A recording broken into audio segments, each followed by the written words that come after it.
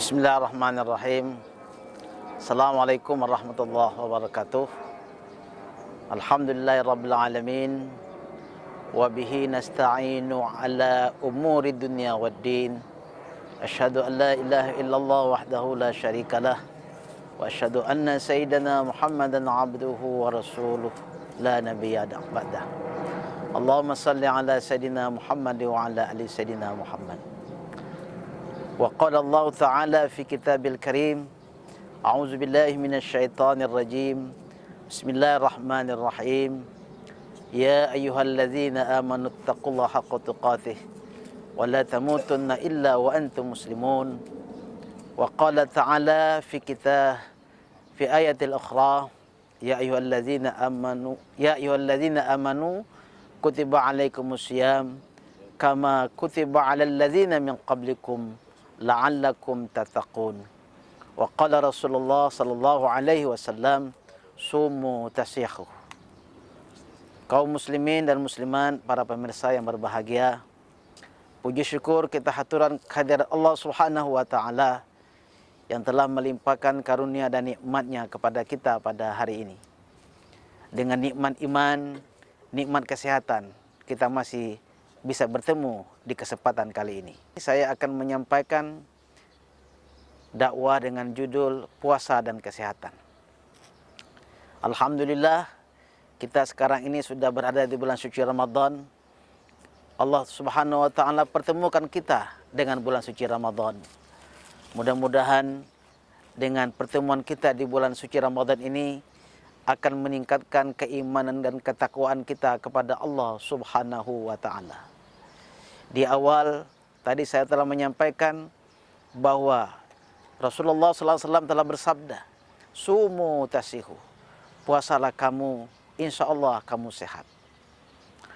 Tentunya timbul pertanyaan, sehat yang bagaimanakah yang dimaksudkan oleh Rasulullah SAW melalui hadis itu? Paling tidak ada 3 hal yang perlu kita sampaikan dalam kesempatan ini. Yang pertama, insya Allah dengan berpuasa kita akan sehat secara ruhani.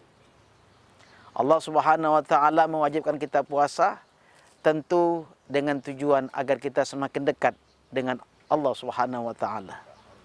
Wa iza sa'alaka ibadi anni fa inni qarib. Kata itu diselipkan oleh Allah Subhanahu wa taala ketika Allah Subhanahu wa taala berbicara tentang ibadah bulan suci Ramadan. Allah begitu dekat dengan kita di saat-saat bulan suci Ramadan ini. As-saumuli wa ana ajzi bihi. Itu salah satu bentuk ungkapan lain betapa Allah Subhanahu wa taala dekat dalam kehidupan kita ketika kita berpuasa. Terlebih lagi di bulan suci Ramadan ini. Karena itu, sehat secara rohani ini berarti kita dekat dengan Allah Subhanahu wa taala. Insyaallah dengan dekat dengan Allah Subhanahu wa taala ini kita akan semakin hidup bahagia. Bahagia di alam kehidupan dunia ini dan insya Allah juga bahagia dalam kehidupan akhirat. Terlebih lagi, hal-hal seperti ini sangat kita butuhkan di saat kita sekarang ini dalam kehidupan yang penuh banyak masalah. Allah Subhanahu wa taala dengan kehadirannya dalam kehidupan kita, mudah-mudahan kita tidak sendirian dalam menghadapi masalah kehidupan. Manusia dalam setiap hari pasti akan menghadapi masalah. Dengan Allah di hadapan kita, Allah telah hadir dalam kehidupan kita, masalah insya Allah akan bisa kita atasi dengan tentunya hidayah dan petunjuk Allah Subhanahu wa taala. Kemudian yang kedua, ibadah puasa mengajarkan kita untuk supaya kita sehat secara jasmani. Telah banyak riset yang dilakukan oleh para ahli di bidang kesehatan bahwa puasa itu sangat berkorelasi positif dengan kesehatan, terutama dalam masalah makan. Kita pun sudah mengetahui bahwa makan merupakan sumber penyakit. Karena itu dengan melalui ibadah puasa kita diajarkan oleh Allah Subhanahu wa taala untuk makan yang sehat, makan yang bergizi, makan yang dapat menjamin kesehatan tubuh kita. Tubuh kita ini apabila diasup dengan makanan-makanan yang tidak sehat, tentu akan membuat kita menjadi sakit. Mudah-mudahan dengan ibadah puasa ini fisik kita, jasmani kita semakin sehat, dijauhkan Allah dari penyakit. Kemudian yang ketiga yang tidak kalah pentingnya, bahwa ibadah puasa mengajarkan kita untuk sehat secara sosial.